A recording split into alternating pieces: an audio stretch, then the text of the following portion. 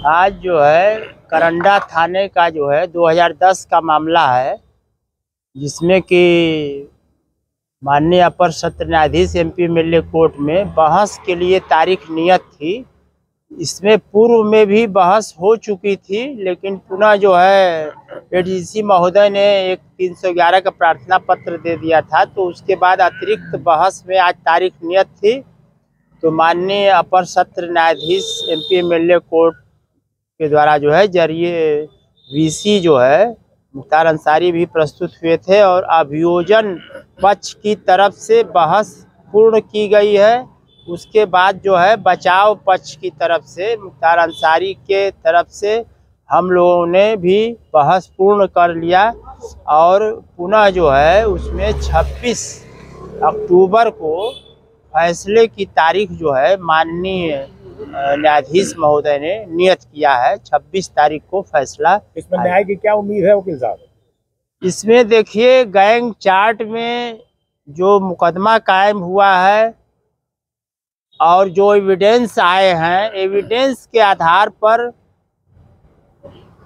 हम लोगों को न्यायपालिका पर पूरा भरोसा है और न्यायपालिका से मुख्तार अंसारी को बरी होने की पूरी आशा है, क्योंकि इसमें जो है 2 मुकदमे गैंग चार्ट में दिखाए गए थे, दोनों में बरी हो चुके हैं। और जैसा कि अभियोजन पक्ष के द्वारा बहस की गई है कि सभी गवाह होस्टाइल हैं, उनको धमका करके होस्टाइल करा गया है, तो किसी गवाह ने कोई भी धमकी का कोई भी प्रार्थना पत्र पुलिस अधिकारी या पुलिस थाने में नहीं दिया है कि हमको धमका करके जो है मतलब गवाही न देने के लिए धमकाया गया हो। ऐसा कोई साक्ष्य पत्रावली पर नहीं है। तो हम लोगों को न्यायपालिका पर पूरा भरोसा है और मुख्तार अंसारी को इसमें पक्ष में फैसला आने की पूरी आशा है और हम लोगों को न्याय मिलेगा,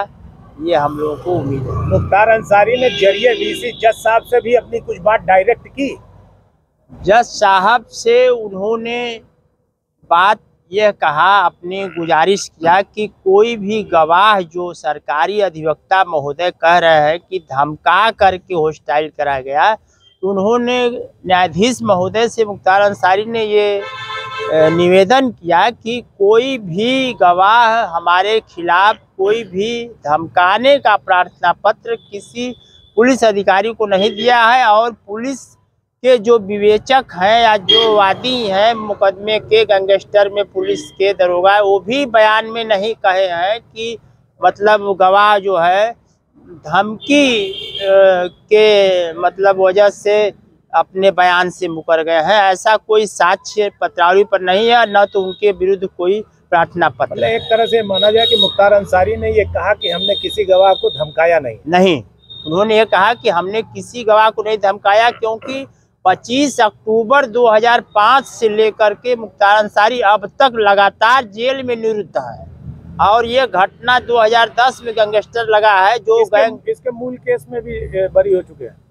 2 मुकदमे हैं जी, मूल केस में बरी हैं, दोनों में बरी हैं।